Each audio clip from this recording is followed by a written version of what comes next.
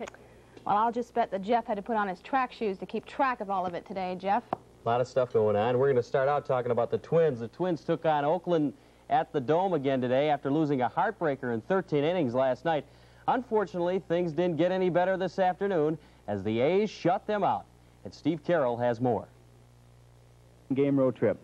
Steve Carroll, 11 Sports. Okay, Steve, thanks a lot. Here's our American League scoreboard now. Texas and Cleveland split a doubleheader. Chris Bando had a two-run homer in the second game. Detroit over the Yankees, 8-5. The White Sox beat Baltimore 4-3. And Milwaukee is now just a game and a half out in the AL East. They defeated Toronto 9-6. A couple other scores, Kansas City over Boston. And Seattle and California just getting going out on the coast. In the National League, Montreal over Pittsburgh 6-0. Philadelphia defeated St. Louis 5-2. The Mets over the Cubs 6-4 in 10 innings. Nolan Ryan had a three-hitter today. He's 11-5 now, 2-1. Houston wins it over San Francisco. Cincinnati defeated San Diego 5-3. And Atlanta defeated Los Angeles 5-2. Everybody's still buzzing about the Vikings' big win yesterday in England, except maybe for British promoter John Marshall. Marshall was expecting a crowd of nearly 65,000 yesterday, but only about 33,000 showed up, and that means Mr. Marshall will lose around $700,000. Well, let's get back to the good stuff, the highlights. The Vikings led 3-0 in the second quarter when Tommy Kramer found Teddy Brown open in the end zone, a 9-yard TD pass, making history, the first NFL touchdown on British soil to give the Vikings a 9-0 lead. They also got the last touchdown of the game. Rufus Best going around to the right after receiving the punt.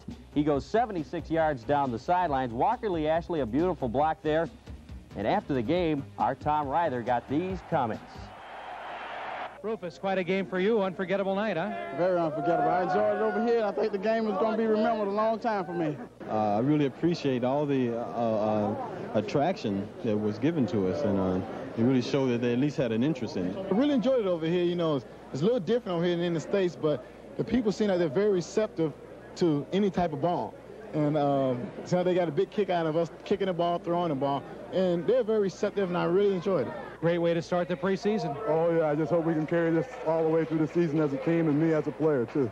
In retrospect, one final question, your final thoughts on this London adventure. Well, I think it has been an adventure, and when you win, it makes it all worthwhile, and we might be the forerunner of other games over here because I think the reviews should be good. So there you have the wild post-game scene. The fans came down from the stands. They wanted autographs from their heroes. And I really think the English people enjoyed tonight's football exhibition, some 33,000 strong here at Wembley Stadium.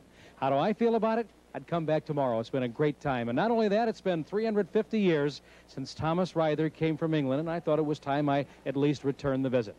And now for cameraman Brian Augustine, Rich Nestle, and our newly found friend, driver Clive Atkins, this is Tom Ryther reporting for 11 Sports from Wembley Stadium in London, England.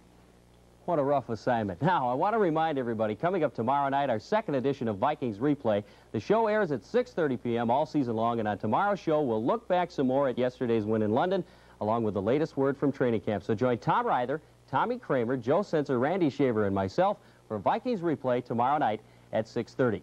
The final round of the PGA Golf Championship turned out to be a dandy because the fellow who led the tournament from round one barely managed to come out on top. Hal Sutton saw a two-shot lead crumble and wasn't helping himself any. This chip on 14 went way past the hole and killed his chance for a birdie. The man on his heels all day long, Jack Nicklaus. Jack knocks in this long putt for a birdie at 16 to pull within one stroke. But Sutton held him off and finished at 10 under to win the PGA Championship today in Pacific Palisades, California. It turned out to be Teen Week at the U.S. Clay Court Tennis Championships in Indianapolis. Yesterday, 17-year-old Andrea Tomasvari of Hungary took the women's final. And now today, 19-year-old Jimmy Arias claimed the men's championship. Arias, serving in the near court here, became the first American to take the men's final since Jimmy Connors did it in 1979. The win earned him $51,000. Now, what the heck is a 19-year-old kid going to do with that kind of money? I guess instead of buying a hamburger, maybe now he can buy the hamburger stand. Jimmy Arias wins the U.S. Men's Clay Court Championships. Let's take a quick look at our 11 Sports fish forecast and see what's on tap for tomorrow. There will be good fish movement beginning at midnight and lasting until about 6 a.m. when the graph moves into the excellent range. There we go.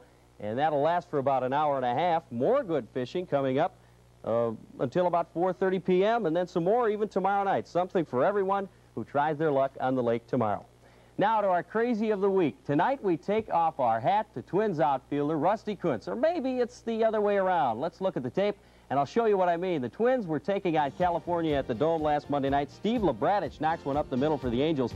Rusty Kuntz coming in. He's going to try for the diving catch. Does he get the ball? I don't know. Where is it? Nobody seems to know. Gary Ward comes on over. He's looking for the ball.